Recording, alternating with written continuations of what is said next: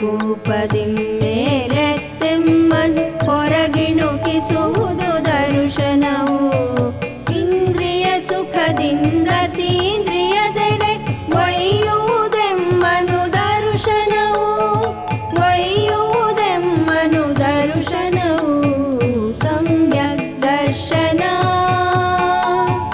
ಸಮ್ಯಕ್ ದರ್ಶನ ಸಮ್ಯಕ್ ದರ್ಶನ ಸಮ್ಯಕ್ ದರ್ಶನ.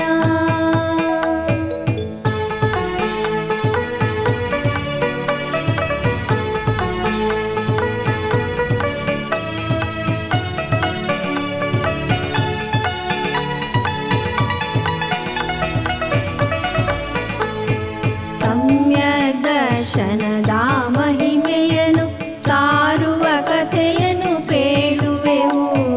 ಸಮ್ಯಕ್ ದರ್ಶನದ ಮಹಿಮೆಯನ್ನು ಸಾರುವ ಕಥೆಯನ್ನು ಪೇಳುವೆವು. ಕೇಳುವ ನಿಮಗೂ ಹೇಳುವ ನಮಗೂ ಸ್ಥಿರವಾಗಿರಲಿ ದರ್ಶನವು. ಸ್ಥಿರವಾಗಿರಲಿ ದರ್ಶನವು. ಸಮ್ಯಕ್ ದರ್ಶನ ಸಮ್ಯಕ್ ದರ್ಶನ ಸಮ್ಯಕ್ ದರ್ಶನ ಸಮ್ಯಕ್ ದರ್ಶನ. ಸಮ್ಯಕ್ ದರ್ಶನದ ಅಷ್ಟಾಂಗಕ್ಕೆ ಇದೋ ನಮ್ಮ ನಮನ. ಇದೋ ನಮ್ಮ ನಮನ.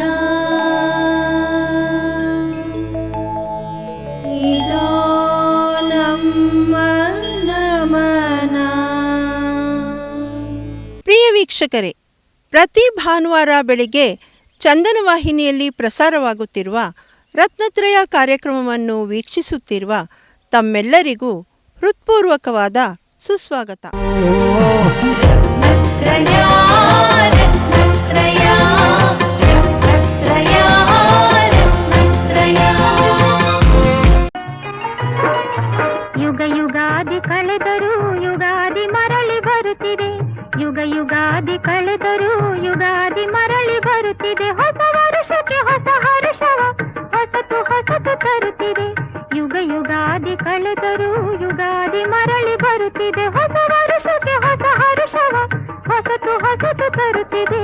ಹೊಸತು ಹೊಸತು ತರುತ್ತಿದೆ.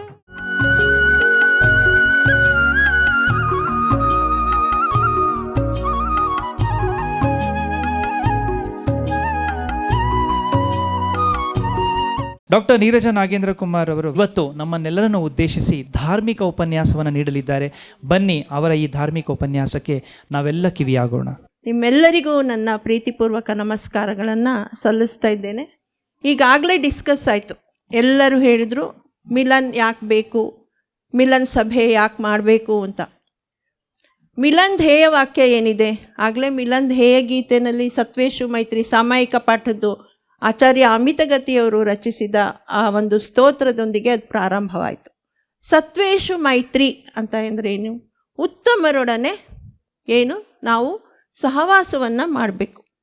ಸಜ್ಜನರ ಸಂಘ ಹೆಜ್ಜೇನು ಸವಿದಂತೆ, ದುರ್ಜನರ ಸಂಘ ಹೆಜ್ಜೇನು ಕಡಿದಂತೆ, ಅದು ತಿಳ್ಕೊಳ್ಳಿ.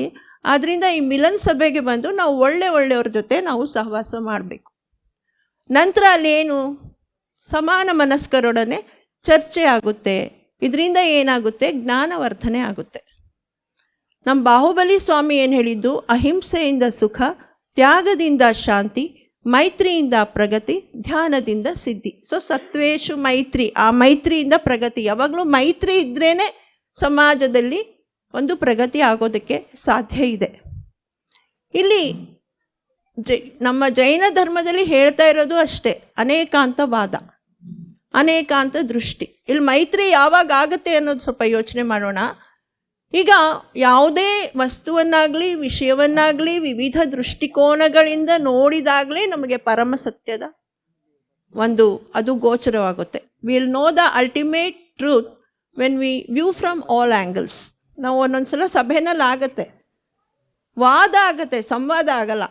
ವಾದ ನಾನೇ ಸರಿ, ನಂದೇ ಸರಿ, ನನ್ನ ವ್ಯೂನೇ ಸರಿ, ಅಲ್ಲಿ ಅಹಂಕಾರನೂ ಬಂದ್ಬಿಡುತ್ತೆ ಒಂದೊಂದ್ಸಲ, ನಾನು ಹೇಳಿದ್ದೇ ಆಗಬೇಕು ಅಂತ. ಅವಾಗ ಏನಾಗುತ್ತೆ, ವಾದ ವಿವಾದ ಆಗುತ್ತೆ, ಒಂದೊಂದ್ಸಲ ಸಭೆ ಕೂಡ ಬ್ರೇಕಪ್ ಆಗ್ಬೋದು. ಆ ಮಿಲನ್ನೇ ಈಗಾಗಲೇ ಇನ್ಯಾಕ್ಟಿವ್ ಆಗಿದ್ದಾವಲ್ಲ, ಅದಕ್ಕೆ ಅದು ಕಾರಣ ಇರುತ್ತೆ. ಇನ್ನು ವಾದದಲ್ಲಿ ಯಾವಾಗಲೂ ಕಲಹ ಇದೆ, ಆದರೆ ಸಂವಾದ ಅಂದರೆ ಏನು, ಡಿಸ್ಕಷನ್ಸ್ ಆಗಬೇಕು. ಹೌದಪ್ಪ, ನನ್ನ ವ್ಯೂ ಹೀಗಿದೆ, ಇನ್ನೊಬ್ಬರು ವ್ಯೂನು ಕೇಳಿಸ್ಕೊಳ್ಳೋಣ, ಅದರಲ್ಲೂ ಏನಾದರೂ ಅಂಶಗಳು ಇರಬಹುದು. We should be good listeners. ಆದ್ದರಿಂದ ಸಂವಾದ ಮಾಡುವಾಗ ನಮಗೆ ಹೊಸ ಹೊಸ ವಿಷಯಗಳು ಹೊಳಿತವೆ. ಧರ್ಮದಲ್ಲಿ ಹೇಳಿರೋದು ಅದೇನೆ. ಯಾಕೆಂದರೆ ಧರ್ಮ ಅಂದರೆ ಇನ್ನೇನು ಅಲ್ಲ, it is a way of life. ನೀವು ಸಂವಾದ ಮಾಡಿದರೆ ಅಲ್ಲಿ ಮೈತ್ರಿ ಭಾವ ಬೆಳೆಯುತ್ತೆ, ಸಂವಾದದಲ್ಲಿ ಸ್ನೇಹವಿದೆ. ನಾವು ಏನಾದರೂ ಡಿಸ್ಕಸ್ ಮಾಡಿ ಒಂದು ಒಮ್ಮತಕ್ಕೆ ಬಂದು ಸಮಾಜಕ್ಕೆ ಏನಾದರೂ ಸಮಾಜ ಕಲ್ಯಾಣ ಕಾರ್ಯಕ್ರಮಗಳನ್ನು ನಾವು ಹಮ್ಮಿಕೊಳ್ಬೋದು. We can achieve something. ನಮ್ಮ ಜೈನ ಧರ್ಮದಲ್ಲಿ ಹೇಳಿರುವ ಅನೇಕಾಂತ ದೃಷ್ಟಿಯನ್ನು ನಾವು ಅಳವಡಿಸ್ಕೊಂಡ್ರೆ ಇದು ಸಾಧ್ಯವಾಗುತ್ತೆ. ಇನ್ನು ಆಗಲೇ ಅನಿತಕ್ಕ ಅವರು ಹೇಳಿದರು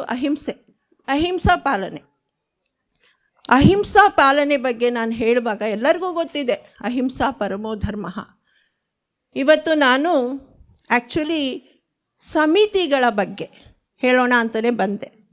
ಸಮಿತಿಗಳು ಅಂದರೆ, ಸಮಿತಿ ಅಂದ್ರೇನು, ಸಮ್ಯಕ್ ಪ್ರಕಾರದ ಪ್ರವೃತ್ತಿ ಸಮಿತಿ ಅಂತ ಹೇಳ್ತಾರೆ. ಸಮ್ಯಕ್ ಅಂದರೆ right, the right way of conduct. ಇಲ್ಲಿ ಪ್ರವೃತ್ತಿ, ನಾವು ಮಾಡುವ ಯಾವುದೇ ಕಾರ್ಯಗಳಲ್ಲಿ ಪ್ರಮಾದದಿಂದಾದರೂ ಜೀವಹಿಂಸೆ ಆಗದಂತೆ ನೋಡಿಕೊಳ್ಳುವುದಕ್ಕೆ ಸಮಿತಿ ಅಂತ ಹೇಳ್ತಾರೆ.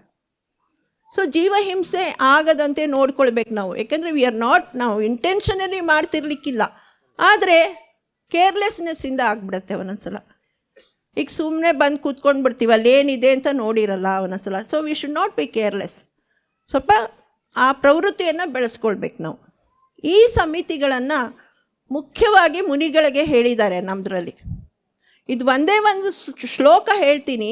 ತತ್ವಾರ್ಥ ಸೂತ್ರದಲ್ಲಿ ಏನು ಹೇಳಿದ್ದಾರೆ ಅಂದರೆ, ಕರ್ಮದ ಸಂವರೆಗೆ, ಅಂದರೆ ಆಶ್ರಮವನ್ನು ತಡೆಯುವುದು ಸಂವರ ಇಲ್ಲ. ಅನೇಕರು ಸ್ವಾಧ್ಯಾಯ ಮಾಡ್ತಾ ಇದ್ದೀರಾ, ತಮಗೆ ಗೊತ್ತಿರುತ್ತೆ.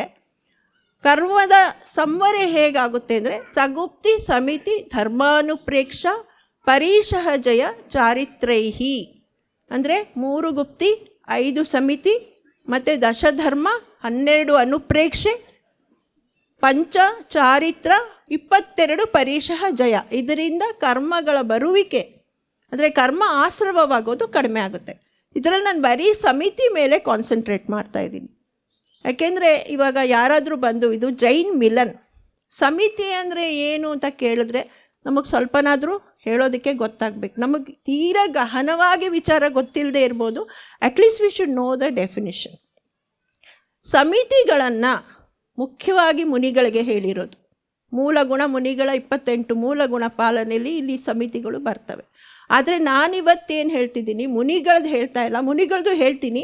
ಬಟ್ ನಾವು ಶ್ರಾವಕರಾಗಿ ಸ್ವಲ್ಪನಾದರೂ, ಯಾಕಂದ್ರೆ ನಾವು ಅನುವ್ರತಧಾರಿಗಳಾಗ್ಬೋದು, ಸ್ವಲ್ಪವಾದರೂ ಅದನ್ನು ನಮ್ಮ ಜೀವನದಲ್ಲಿ ಅಳವಡಿಸಿಕೊಂಡ್ರೆ ನಮಗೆ ಆಗುವ ಪ್ರಯೋಜನಗಳೇನು, ನಮಗೆ ಜೀವನದಲ್ಲಿ ಏನು ಪ್ರಯೋಜನ ಆಗುತ್ತೆ. ನಾವು ಬರೀ ಅಹಿಂಸೆ ಪಾಲನೆ ಮಾಡಿದ್ರೆ ಸ್ವರ್ಗಕ್ಕೆ ಹೋಗ್ತೀವಿ, ಮುಕ್ತಿಗೆ ಹೋಗ್ತೀವಿ ಅಲ್ಲ. How we can stay happily here, ಅದನ್ನು ನಾವು ಸ್ವಲ್ಪ ನೋಡೋಣ. ಅದರಲ್ಲಿ ಮೊದಲನೇದು ಈ ಧರ್ಮ ಅಂದರೆ first of all it is a way of life. How we walk, how we eat, how we sleep, how we keep the things ಎಲ್ಲನೂ ಬರುತ್ತೆ. ನಮ್ಮ ದೈನಂದಿನ ಜೀವನದ ಬಗ್ಗೆ ತಿಳಿಸಿಕೊಡೋದೇ ಧರ್ಮ. ಮೊದಲನೇದು ಈರ್ಯ ಸಮಿತಿ. ಈರ್ಯ ಸಮಿತಿ ಅಂದರೆ ನಡೆಯೋದು. ನಮ್ಮ ಮುನಿಗಳೇನು ಮಾಡ್ತಾರೆ, ನಡೆಯುವಾಗ ಹೇಗೆ ನಡೀತಾರೆ, ಅವರು ತಮ್ಮ ಮುಂದಿನ 4 ಮೊಳದ ಜಾಗವನ್ನು ನೋಡ್ತಾ ಹೋಗ್ತಾ ಇರ್ತಾರೆ. ಕೆಳಗೆ ನೋಡ್ತಾ ಇರ್ತಾರೆ, ಅವರೆಲ್ಲೆಲ್ಲೋ ಹೀಗೆ ಮಾತಾಡ್ಕೊಂಡು ಹೋಗ್ತಾ ಇರಲ್ಲ. ಮುಂದಿನ 4 ಮೊಳದಷ್ಟು ಜಾಗದ ಮೇಲೆ ಅವ್ರ ದೃಷ್ಟಿ ಇರುತ್ತೆ. ಯಾಕೆ ಅಂತಂದರೆ ಯಾವುದೇ ತ್ರಸಜೀವಿಗೆ ನನ್ನಿಂದ ತೊಂದರೆ ಆಗಬಾರ್ದು, ನಾನೆಲ್ಲೆಲ್ಲೋ ನೋಡ್ತಾ ಅದನ್ನು ತುಳಿದು ಬಿಡ್ಬೋದು. ಸೊ ಇದು ಈರ್ಯ ಸಮಿತಿ. ನಾವು ಅದು ಒಂದು ಕಣ್ಣಲ್ಲೇ ಸ್ಕ್ಯಾನ್ ಮಾಡ್ಕೊಂಡು ಹೋಗ್ತಾರೆ. ನಾವು ಶ್ರಾವಕರು ಹೇಗೆ ಇದನ್ನು ಪಾಲಿಸ್ಬೋದು? ಫಾರ್ ಎಕ್ಸಾಂಪಲ್, ನಾವು ರೋಡ್ ಮೇಲೆ ನಡ್ಕೊಂಡು ಹೋಗ್ತಾ ಇದ್ರು ಮೊಬೈಲಲ್ಲೇ ಮಾತಾಡ್ಕೊಂಡು ಹೋಗ್ತಾ ಇರ್ತಾರೆ, ಆ ಕಡೆ ಈ ಕಡೆ ನೋಡೋದೇ ಇಲ್ಲ. ನೀವು ನೆಲ ತಗ್ಗಿ ಬಗ್ಗಿ ನಡಿ ಅಂತ ದೊಡ್ಡವ್ರು ಹೇಳ್ತಾರೆ, ನಾವು ನೆಲ ನೋಡೋದೇ ಇಲ್ಲ. ಇಲ್ಲಿ ಬೆಂಗಳೂರಲ್ಲಿ ರೋಡ್ ಕಂಡೀಷನ್ಸ್ ನಿಮಗೆ ಗೊತ್ತಿದೆ.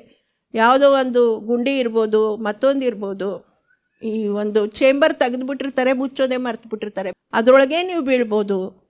ಸೊ ಏನಾಗುತ್ತೆ, ಬಿದ್ದು ಮೂಳೆ ಮುರ್ಕೊಳ್ಳೋದು, ಮೂಳೆ ಮುರ್ಕೊಂಡ್ಮೇಲೆ ಆಸ್ಪತ್ರೆಗೆ ಹೋಗಿ ಅವನೇ ಲೈಟರ್ ನೋಟ್ ನಾನು ಹೇಳ್ತಾ ಇದ್ದೀನಿ. ಸೊ ಇದರಿಂದ ನಿಮಗೆ ಬೇರೆ ಜೀವಿಗೆ ಹಿಂಸೆ ಮಾಡೋದಿರಲಿ, ನಿಮಗೆ ಸ್ವಹಿಂಸೆ ಕೂಡ ಆಗಿಬಿಡತ್ತೆ.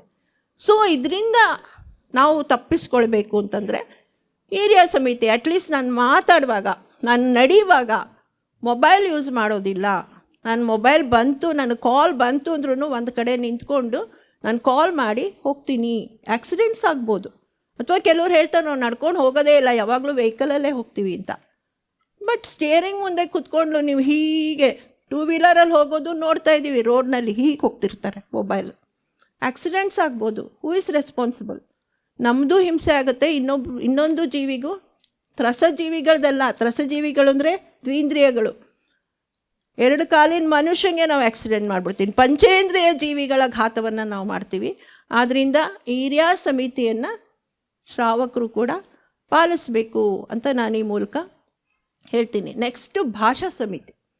ಭಾಷಾ ಸಮಿತಿ ಅಂತ ಹೇಳಿದ್ರೆ ಮಾತಾಡೋದು, ನಾವು ಹೇಗೆ ಮಾತಾಡ್ತೀವಿ, ನಮ್ಮ ಮಾತಿನಿಂದ ಇತರರಿಗೆ ತೊಂದರೆ ಆಗುತ್ತಾ, ಅಲ್ಲಿ ಹಿಂಸೆ ಆಗುತ್ತಾ. ಮುನಿಗಳಿಗೇನು ಹೇಳಿದ್ದಾರೆ, ಮೌನಿನೋ ಮುನಿಹಿ, ಅವರು ಆದಷ್ಟು ಮೌನವಾಗಿರಬೇಕು ಮುನಿಗಳು. ಯಾಕೆಂದರೆ ಮಾತಾಡುವಾಗಲೂ ಕೂಡ ಅನೇಕ ಜೀವಿಗಳಿಗೆ ಹಿಂಸೆ ಆಗ್ತಾಯಿದೆ. ಮಾತು ಬೆಳ್ಳಿ, ಮೌನ ಬಂಗಾರ ಅಂತ ಅದಕ್ಕೆ ನಾವು ಸಿಂಪಲ್ ಟರ್ಮ್ಸಲ್ಲಿ ನೋಡಿದ್ರೂ ಅವೆಲ್ಲ ಆಡು ಮಾತಲ್ಲೇ ಬಂದಿದೆ. ಸೊ ಮುನಿಗಳು ನಾವು ನೋಡ್ತಾ ಇದ್ದಂಗೆ ಒಂದು ಅವ್ರ ಪ್ರತಿಕ್ರಮಣ ಸಾಮಾಯಿಕ ಎಲ್ಲ ಆಗುತ್ತಲ್ಲ, ಸಾಯಂಕಾಲ ಆದಮೇಲೆ ಯಾರೂ ಮಾತಾಡಲ್ಲ, ಮೌನವಾಗಿಬಿಡ್ತಾರೆ. ಸಭೆ ಸಮಾರಂಭಗಳಿಗೂ ಕೂಡ ಬರೋದಿಲ್ಲ. ಮತ್ತು ಸ್ತ್ರೀಯರು ಇವೆಲ್ಲ ನಿಯಮಗಳಲ್ಲಿದೆ, ನಾನು ಹೇಳ್ತಾ ಇಲ್ಲ, ಅವರ ಆ ಶಾಸ್ತ್ರದಲ್ಲೇ ಇದೆ. ನಾವು ಮುನಿಗಳ ಬಗ್ಗೆ ಮಾತಾಡೋದು ಬೇಡ, ನಾವೇನು ಮಾಡಬೇಕು, ನಾವು ಇನ್ನೊಂದು ಜೀವಿಗೆ ತೊಂದರೆ ಆಗಬಾರ್ದು ಅಂತಂದರೆ ನಮ್ಮ ಮಾತು ಹೇಗಿರಬೇಕು. ನಾವು ಎಷ್ಟು ಕಟುವಾದ ಮಾತನ್ನು ಆಡ್ಬಿಡ್ತೀವಿ ಅಂತಂದರೆ, A tongue of 2 inches can kill a man of 6 feet ಅಂತ ಹೇಳ್ತಾರೆ.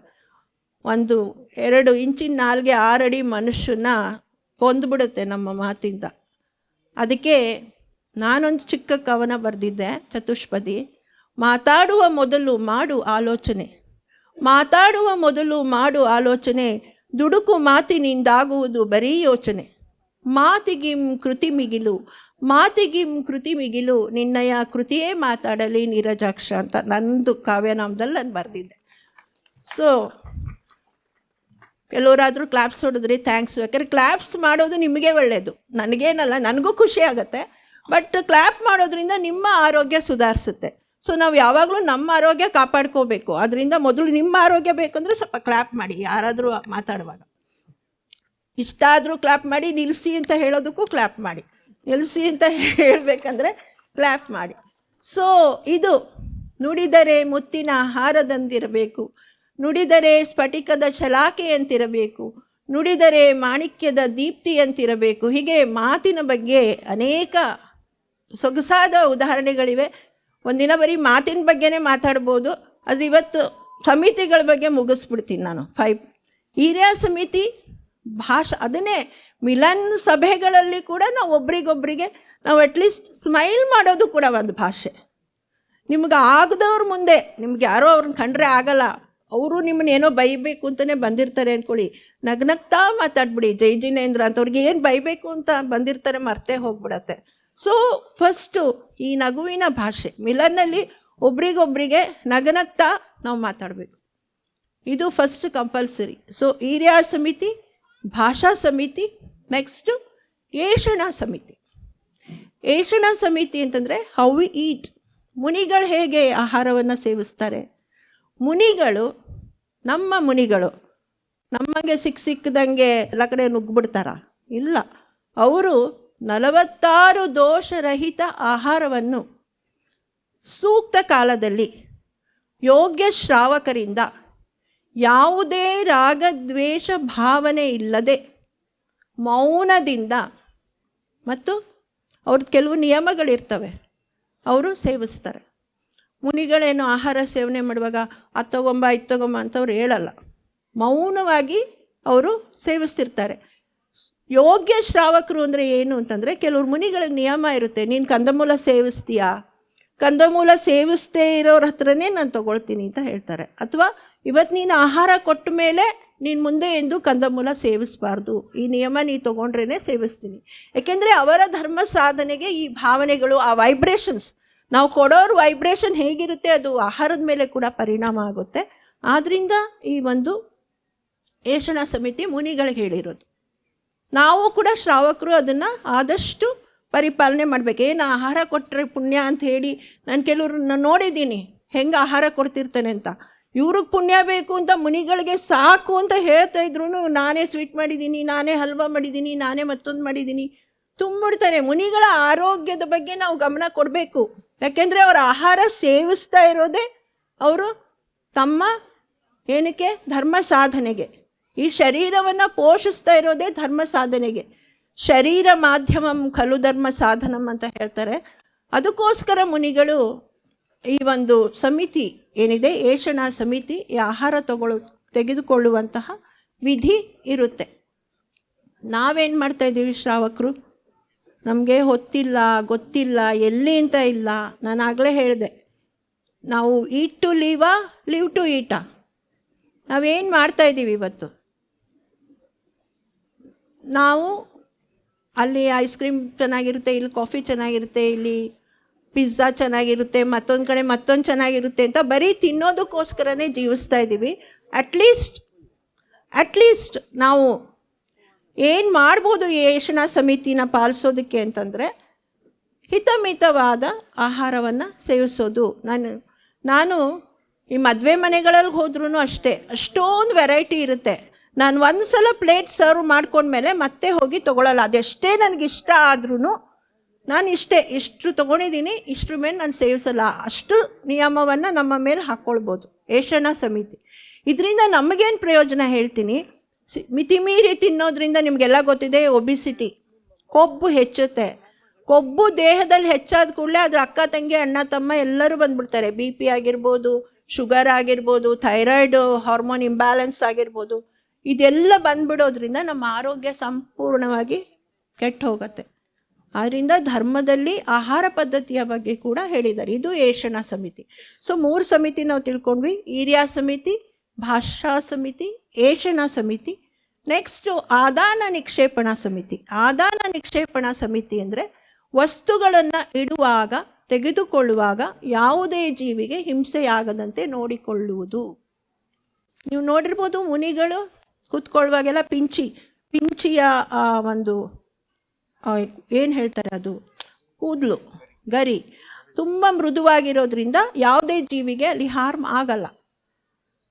ಅವ್ರ ಹತ್ರ ಇರೋದು 3 ಥಿಂಗ್ಸು, ಆ್ಯಕ್ಚುಲಿ 3 ಸ್ವಾಧ್ಯಾಯಕ್ಕಾಗಿ ಗ್ರಂಥಗಳು, ಅಹಿಂಸಾ ಪಾಲನೆಗಾಗಿ ಪಿಂಚಿ ಮತ್ತು ಶೌಚಕ್ಕಾಗಿ ಕಮಂಡಲ. 3 ಥಿಂಗ್ಸ್ ಇರೋದ್ರಿಂದ ಅಷ್ಟೇ ಇರಬೇಕು ಶಾಸ್ತ್ರದ ಪ್ರಕಾರ. ಅಷ್ಟೇ ನಮ್ಮದು ಪ್ರಥಮಾನುಯೋಗ, ಕರಣಾನುಯೋಗ, ಚರಣಾನುಯೋಗ. ಚರಣಾನುಯೋಗದಲ್ಲಿ ಮುನಿಗಳ ಬಗ್ಗೆ ಎಲ್ಲ ಹೇಳಿರುವಾಗ ಆ ಮುನಿಗಳ ನಿಯಮ ಎಲ್ಲ ಇದೆ. ನಾವೇನು ಮಾಡ್ತಾ ಇದ್ದೀವಿ, ಫಸ್ಟು ಶಾವಕಾಚಾರ ಓದ್ಕೊಳ್ಬೇಕು. ನಾವೇನು ಮಾಡಬೇಕು ಅಂತ, ನಾವೆಲ್ಲ ಹೋಗಿ ಮುನಿಗಳೇನು ಮಾಡಬೇಕು ಅಂತ ಓದ್ತಾ ಇದ್ದೀವಿ.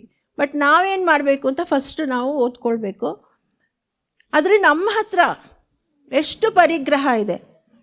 ನಮ್ಮದು ಹಾಬಿನೇ ಶಾಪಿಂಗ್ ಆಗೋಗಿದೆ. ಬರೀ ಕಂಡದ್ದೆಲ್ಲ ತೊಗೊಳ್ಳೋದು. ಮನೆಯಲ್ಲಿ ಒಂದು 10 ಸಂಸಾರಕ್ಕಾಗುವಷ್ಟು ಸಾಮಾನು ಇರೋದ್ರಿಂದ ನಮಗೆ ಯಾವುದೇ ವಸ್ತು ಸಿಗ್ತಾ ಇಲ್ಲ ಟೈಮ್ಗೆ.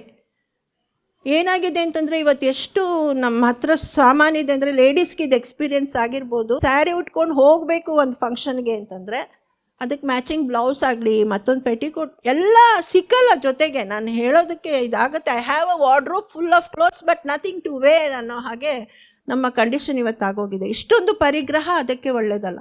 ನಾವು ಚಿಕ್ಕವರಿರುವಾಗ ನಮಗೆ ದೀಪಾವಳಿಗೊಂದು, ಯುಗಾದಿಗೊಂದು ಅಷ್ಟೇ ಬಟ್ಟೆ, ಹೊಸ ಬಟ್ಟೆ ಕೊಡಿಸ್ತಾ ಇದ್ದಿದ್ದು. ಅದನ್ನ ಎಷ್ಟು ನೀಟಾಗಿ ಇಟ್ಕೊಳ್ತಿದ್ವಿ, ಯಾವುದೇ ಸಮಾರಂಭಕ್ಕೆ ಅದನ್ನೇ ಹಾಕ್ಕೊಂಡು ಹೋಗ್ತಾ ಇದ್ದಿದ್ದು. ನೆಕ್ಸ್ಟ್ ಇಯರ್ ಮತ್ತೆ ಹೊಸ ಬಟ್ಟೆ ಬರ್ತಾಯಿತ್ತು. ಆದರೆ ಇವಾಗ ಯಾವಾಗಲೂ ಏನಾದರೂ, ನಾನು ಇದನ್ನು ಹೇಳೋ ಹೇಗೆ ಹಿಂಸೆ ಆಗುತ್ತೆ ಅಂತಂದರೆ, ಟೈಮ್ಗೆ ಸರಿಯಾಗಿ ನಮಗೆ ಬೇಕಾದ ವಸ್ತು ಸಿಕ್ಕಿಲ್ಲ ಅಂತಂದರೆ ಎಷ್ಟು ಮಾನಸಿಕ ಹಿಂಸೆ ಆಗುತ್ತೆ. ನಮಗೆ ಬೇಕಾಗೋದು ಒಂದು ಟೈ ಹುಡುಕಿ, ಒಂದು ಬೆಲ್ಟ್ ಹುಡುಕಿ, ಅಥವಾ ಶೂದು, ಸಾಕ್ಸು, ಅದು ಸಿಕ್ಕಲ್ಲ. ಆದ್ದರಿಂದ ನಿಮ್ಮ ಪರಿಮಿತ ಪರಿಗ್ರಹವನ್ನು ಶ್ರಾವಕರಿಗೆ ಹೇಳಿದ್ದಾರೆ. ನಮಗೆ ಎಷ್ಟು ಬೇಕೋ ಅಷ್ಟೇ ಇಟ್ಕೊಳ್ಬೇಕು ಅನ್ನುವಂತಹ ಒಂದು. ಮತ್ತು ಏಷಣ ಸಮಿತಿ ಹೇಳುವಾಗ ಈಗ ಮಿಲನ್ನಲ್ಲೂ ಕೂಡ ಹೇಳ್ತಾರೆ, ಅವರೇ ನೀವು ಭೂರಿ ಭೋಜನ ಮಾಡಿಸಿ ಅಂತ ಯಾವ ಸಭೆಯಲ್ಲೂ ಹೇಳಿಲ್ಲ ಹೋಸ್ಟ್ಗೆ.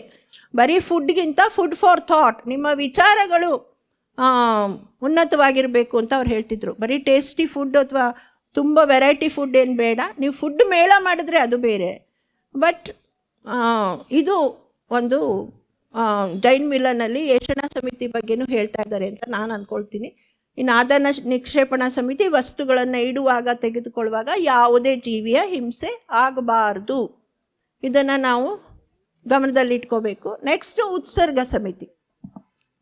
ಉತ್ಸರ್ಗ ಸಮಿತಿ ಅಂದರೆ ಮುನಿಗಳದು ಮಲವಿಸರ್ಜನೆ ಅವರು ಎಲ್ಲಿ ಮಾಡ್ತಾರೆ ಅಂತಂದರೆ ಏಕಾಂತವಾದ ನಿರ್ಜಂತುಕವಾದ ಯಾವುದೇ ಜೀವಿಗೆ ಹಿಂಸೆ ಆಗದಂತೆ ಅವರು ಅದನ್ನು ಮಾಡಬೇಕು ಅಂತ ಹೇಳಿರೋದು. ಬೆಂಗಳೂರಿಗೆ ಮುನಿಗಳು ಬಂದರು ಅಂದರೆ ಆರ್ಗನೈಸರ್ಸ್ಗೆ ತಲೆಬಿಸಿ ಆಗೋಕ್ಕೆ ಶುರು ಆಗುತ್ತೆ. ಈ ಒಂದು ಕಾಂಕ್ರೀಟ್ ಕಾಡಿನಲ್ಲಿ ಕಾಡು ಎಲ್ಲಿಂದ ತರೋದು, ಕಾಡು ಮುನಿಗಳು ಬಂದರು ಕಾಡು ಬೇಕು ಅಂತಾರೆ, ಎಲ್ಲಿಂದ ತರೋದು ಅಂತ ಅವ್ರಿಗೆ ತುಂಬ ತಲೆಬಿಸಿ ಆಗುತ್ತೆ. ಅಲ್ಲೇ ಒಂದು ಹಿಂಸೆ ಶುರು ಆಗುತ್ತೆ. ಆದ್ದರಿಂದ ಇಲ್ಲಿ ಏನು ಅಂದರೆ ಕೆಲವರು ಅದಕ್ಕೇನು ಹಿಂಸೆ ಆಗುತ್ತೆ ಅಂತಂದರೆ, ಈಗ ಫ್ಲಶ್ ಯೂಸ್ ಮಾಡುವಾಗ ತುಂಬ ಜೀವಿಗಳಿಗೆ ಹಿಂಸೆ ಆಗುತ್ತೆ. ಅದರಿಂದ ನಾವು ಶ್ರಾವಕರು ಏನು ಮಾಡ್ಬೋದು ಈ ಸಮಿತಿಗೆ ಅಂತಂದರೆ, ನಾವಂತೂ ಟಾಯ್ಲೆಟ್ಸ್ ಯೂಸ್ ಮಾಡ್ತೀವಿ, ಬಟ್ ದ ಅದರ್ ವೇಸ್ಟ್ ಅಂದರೆ ಏನೇನು, ಕಾರ್ಖಾನೆಗಳಿಂದ ಬರುವಂತಹ ವೇಸ್ಟ್ ಅದನ್ನೆಲ್ಲ ನದಿಗಳಿಗೆ ಎಲ್ಲದಕ್ಕೂ ಬಿಟ್ಬಿಡ್ತಾ ಇದ್ದಾರೆ. ಅದರಿಂದ ಏನಾಗ್ತಾಯಿದೆ, ಕೆಮಿಕಲ್ ಪೊಲ್ಯೂಷನ್ ಆಗ್ತಾಯಿದೆ, ಅನೇಕ ಜಲಚರ ಜೀವಿಗಳು ಸಾಯ್ತಾ ಇದ್ದಾವೆ. ಈ ಹಿಂಸೆಯನ್ನು ನಾವು ತಡೆಗಟ್ಬೋದು ಅದನ್ನು ಅಲ್ಲಿ ಬಿಡೋದು ಬಿಟ್ಟರೆ. ಒಂಥರ ಹಾಸ್ಪಿಟಲ್ ವೇಸ್ಟ್ ಡಿಸ್ಪೋಸಲ್ನ ನಾವೆಲ್ಲಂದ್ರಲ್ಲಿ ಹಾಕೋ ಹಾಗಿಲ್ಲ. ಆ ಸಿರಿಂಜಸ್ ಆಗಲಿ ಎಲ್ಲ ಹಾಕಿಬಿಟ್ರೆ ದನಾಗಿನ ಕೆಲವು ಸಲ ನೋಡಿರ್ಬೋದು ಡಸ್ಟ್ಬಿನ್ ಎಲ್ಲ ಕೆದಕ್ತಾ ಇರ್ತವೆ. ಅವು ಬಾಯಿಗೆ ಸೂಜಿ ಚುಚ್ಚಿ ತುಂಬ ಹಿಂಸೆ ಆಗುತ್ತೆ. ನಂತರ ಈ ಹಾಸ್ಪಿಟಲ್ ವೇಸ್ಟಿಂದ ರೋಗಗಳ ಪ್ರಸಾರ ಎಲ್ಲ ಕಡೆ ಹಬ್ಬಬೋದು. ಅದರಿಂದ ಇದರ ಬಗ್ಗೆ ಕೂಡ ನಾವು ಕೇರ್ಫುಲ್ ಆಗಿರಬೇಕು. ಶ್ರಾವಕಾಚಾರ ಇದು ಈಗಾಗಲೇ ಹೇಳಿದ್ರು. ಬಸದಿ ಸ್ವಚ್ಛತಾ ಕಾರ್ಯಕ್ರಮ ಆಯಿತು, ಪರಿಸರ ಸ್ವಚ್ಛತಾ ಕಾರ್ಯಕ್ರಮಗಳನ್ನು ಜೈನ್ ಮಿಲನ್ಗಳು ಹಮ್ಮಿಕೊಳ್ತಾ ಇದ್ದಾವೆ. ಈಗಾಗಲೇ ನಾವು ಪತ್ರಿಕೆಗಳಲ್ಲಿ ನೋಡ್ತಾ ಇದ್ದೀವಿ. ಸೊ ಈ ಉತ್ಸರ್ಗ ಸಮಿತಿಯ ಪಾಲನೆ ಅಲ್ಲಿ ಆಗ್ತಾ ಇದೆ. ಸೊ ಮಿಲನ್ಗಳು ಹಿಂಸೆಯನ್ನು ತಡೆಯುವುದಕ್ಕೆ ಈ ಒಂದು ಸಮಿತಿಗಳ ಪಾಲನೆಯನ್ನು ಮಾಡ್ತಾ ಇದ್ದಾರೆ ಅಂತ ನಾನು ಹೇಳಬಲ್ಲೆ. ತಾವೆಲ್ಲ ಸಂಯಮದಿಂದ ಈ ನನ್ನ ಮಾತುಗಳನ್ನು ಕೇಳಿಸ್ಕೊಂಡಿದ್ದಕ್ಕೆ ತಮಗೆಲ್ಲ ನಾನು ನನ್ನ ಕೃತಜ್ಞತೆಗಳನ್ನು ಸಲ್ಲಿಸ್ತಾ, ತಾಳ್ಮೆ ಸಹನೆ ಎರಡೂ ಜೀವನದಲ್ಲಿ ಬಹಳ ಇಂಪಾರ್ಟೆಂಟು. ತಾಳಿದವನು ಬಾಳಿಯಾನು, ಬುಟ್ಟಿ ತುಂಬ ಬುದ್ಧಿಗಿಂತ ಮುಷ್ಟಿ ತುಂಬ ತಾಳ್ಮೆ ಲೇಸು. ಅದರಿಂದ ನಾವೆಲ್ಲ ಈ ಒಂದು ಸಹನೆಯನ್ನು ಜೀವನದಲ್ಲಿ ಕಲಿಯೋಣ ಅಂತ ಹೇಳ್ತಾ, ಮತ್ತೊಮ್ಮೆ ಈ ಒಂದು ಸುಂದರ ಸಭೆ ಚಂದ್ರನಾಥ ಸ್ವಾಮಿ ದರ್ಶನ ಕೂಡ ಆಯಿತು. ಎಲ್ಲರಿಗೂ ಶುಭಾಶಯಗಳನ್ನು ಹೇಳ್ತಾ ನನ್ನ ಮಾತು ಮುಗಿಸ್ತೀನಿ. ರತ್ನತ್ರಯದ ವೀಕ್ಷಕರಿಗೆಲ್ಲ ವಂದನೆಗಳು. ಪಂಡಿತ ರತ್ನ ಎ ಶಾಂತಿರಾಜ ಶಾಸ್ತ್ರಿ ಟ್ರಸ್ಟ್ನಿಂದ ಪ್ರಕಾಶಿತವಾದ ಮಹಾವೀರ ಜನ್ಮ ಕಲ್ಯಾಣೋತ್ಸವದ ಪ್ರಯುಕ್ತವಾಗಿ ವಿಶೇಷ ರಿಯಾಯಿತಿ ಬೆಲೆಗೆ ದೊರೆಯುತ್ತಲಿವೆ. ಸಚಿತ್ರ ಮಹಾಪುರಾಣದ ಸಂಪುಟಗಳು ಕನ್ನಡ ಮಹಾಪುರಾಣದ 650 ಪುಟಗಳ 6 ಸಂಪುಟಗಳ ಸೆಟ್ ಕೇವಲ 2250 ರೂಪಾಯಿಗಳಿಗೆ ಮತ್ತು 750 ಪುಟಗಳ ಇಂಗ್ಲಿಷ್ ಮಹಾಪುರಾಣದ 7 ಸಂಪುಟಗಳ ಸೆಟ್ ಕೇವಲ 4500 ರೂಪಾಯಿಗಳಿಗೆ ದೊರೆಯುತ್ತಲಿವೆ. ಸಂಪರ್ಕಿಸಿರಿ. ದೂರವಾಣಿ ಸಂಖ್ಯೆಗಳನ್ನು 9845074331 ಮತ್ತು 8884415109. ಧರ್ಮಸ್ಥಳದವ್ರದ್ದು ಯಾರದೇ ಆಗಲಿ, ಅಣ್ಣದಾಗ್ಬೋದು, ತಮ್ಮದಾಗ್ಬೋದು, ಅಮ್ಮದಾಗ್ಬೋದು, ಅವ್ರ ಹೆಸರಿನ ಕಾರ್ಯಕ್ರಮ ನಡೆಯೋದು ಭಾಳ ವಿರಳ. ಹಾಗಾಗಿ ಅಂಥವ್ರು ಇಲ್ಲಿ ಬಂದು ನಿಮಗೆ ಪ್ರೋತ್ಸಾಹ ಕೊಟ್ಟು ಎಲ್ಲದನ್ನು ನಾವಿದ್ದೀವಿ ಅಂತ ಹೇಳೋದಕ್ಕೆ ಆತ್ಮಸಾಕ್ಷಿಯಾಗಿ ಧೈರ್ಯವನ್ನು ತುಂಬಿಸ್ತಾರೆ. ಅಂಥವ್ರು ಈ ಕ್ಷೇತ್ರದಲ್ಲಿ ಬಂದು ನಮಗೆ ಇನ್ನು ಮುಂದೆ ಏನಂತ ಹೇಳಿಲ್ಲ, ಈ ಸ್ಥಳದ ಬಗ್ಗೆ ನಮಗೊಂದು 2 ಮಾತು ಹೇಳ್ಬೇಕಂತ ಇದ್ವಿ. ಮುಂದಾಳತ್ವ ವಹಿಸಿ ಪಂಚಪರಮೇಶ್ವರಗಳು 3 ಜನಕ್ಕೆ ತಯಾರು ಮಾಡಿ ಅವರಿಗೆ ಸಂಕಲ್ಪವನ್ನು ಮಾಡಿಸಿದರು. ಹೀಗೆ ಮೇಲ್ಮೇಲೆ ಬರ್ತಿದೆ. ಜೊತೆಲಿ ಏನಂತ ಹೇಳಿದ್ರೆ, ಭಾನುವಾರ ಅಂದ ಕೂಡಲೇ ಮಕ್ಕಳು ಫ್ರೀ ಆಗಿರ್ತಾರೆ. ಆಚೆ ಅವರು ಟ್ಯೂಷನ್ ಇರಲಿ ಏನೇ ಇರಲಿ ಇಂಥ ಸಮಾರಂಭಕ್ಕೆ ಕರ್ಕೊಬಂದು ಭಗವಂತನ ದರ್ಶನ ಆಗ್ತದೆ, ಜೊತೆಲಿ ಎಲ್ಲರ ಒಡನಾಟ ಬೆಳೀತದೆ. ಅದಕ್ಕೆ ಮಕ್ಕಳನ್ನು ಸಹಿತ ಕರ್ಕೊಂಡು ಈಗ ಮುನಿಗಳ ಬಗ್ಗೆ ಅಮ್ಮ ಭಾಳ ವಿಸ್ತಾರವಾಗಿ ಹೇಳಿದರು. ಮುನಿಗಳು ಹೇಗೆ ಹೇಳ್ತಾರೆ, ಸಾಮಾನ್ಯವಾಗಿ ನಾವು ನೀವು ಹೇಗಿದ್ದೀವಿ ಹಾಗೆ. ಮೊದಲನೇಗೆ ಏನು ಹೇಳ್ತಾರೆ ಅಂತ ಹೇಳಿದ್ರೆ, ಶ್ರಾವಕರ 12 ನೆಲೆಗಳನ್ನು ಹೇಳಿದರು. ದರ್ಶನಿಕ, ರತಿಕ, ಸಾಮಾಯಿಕ, ಪ್ರಸುದೋಪಾಪ, ಉಪವಾಸ, ಸಚಿತ್ಯಾಗ, ಬ್ರಹ್ಮಚರ್ಯ, ಆರಂಭ್ಯ ವ್ರತ, ಅನುಮತಿ ವ್ರತ, ಉದ್ದಿಷ್ಟ ವ್ರತ, ಹೀಗೆ 11 ನೆಲೆಗಳನ್ನು ಹೇಳಿದರು. ಮೊದಲನೇ ಹೇಳಿದೆ ಈತರಾಗ ಭಗವಂತನ ದರ್ಶನ ಮಾಡಿ ಅಂತ. ಸಾಧು ಸಂತರ ದರ್ಶನ ಮಾಡೋದ್ರಿಂದ ಅನೇಕ ಜನ್ಮ ನಾವು ಏನು ಪಾಪಗಳನ್ನು ಸಂಗ್ರಹ ಮಾಡ್ಕೊಬಂದ್ವಿ ನಷ್ಟವಾಗ್ತದೆ ಅಂತ ಹೇಳ್ತೀನಿ. ಮುಂದಾಗೆ ಹೇಳ್ಕೊಂಡು ಹೋಗಿದೆ ಅಂತ ಹೇಳೋಕ್ಕೆಲ್ಲ ಸಮಯ ಇಲ್ಲ. ಈಗೆಲ್ಲ ಮೊದಲಾದರೆ ಆ ವಿದ್ಯಾವಂತರ ಸಂಖ್ಯೆ ಜಾಸ್ತಿ ಇತ್ತು. ಈಗ ಎಲ್ಲರೂ ವಿದ್ಯಾವಂತರು, ಇದಕ್ಕೆಲ್ಲ ಯುವಕರು ಮುಂದೆ ಬರಬೇಕು. ಹಾಗೆ ಬರುವಂಥ ದಾರಿಯನ್ನು ಈ ಮಿಲನಿಂದ ಆಗ್ತದೆ. ಅದಕ್ಕೋಸ್ಕರ ಈ ಮಿಲನ ಸಹ ಮುಂದೆ ಒಳ್ಳೆಯ ರೀತಿ ನಡ್ಕೊಂಡು ಹೋಗಲಿ ಅಂತ ಹೇಳ್ತಾ ನಾವು ಅನಿವಾರ್ಯವಾಗಿ ಮುಂದೆ ಹೋಗ್ಬೇಕಾಗ್ತದ. ನಾವು 2 ಮಾತನ್ನು ಮುಗಿಸ್ತೀವಿ. ಎಲ್ಲೋ ಚಂದ್ರಬಾಬು ತೀರ್ಥಂಕರ ಭಗವಾನಕಿ ಜೈ.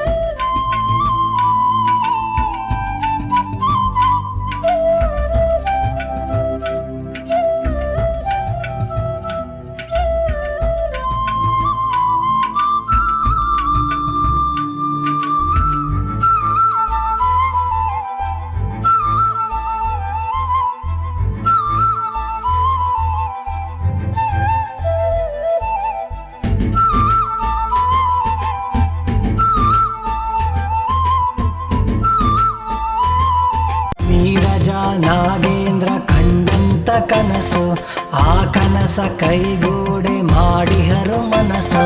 ಜಿನ ಧರ್ಮ ಧಾರ್ಮಿಕತೆ ಇದೆ.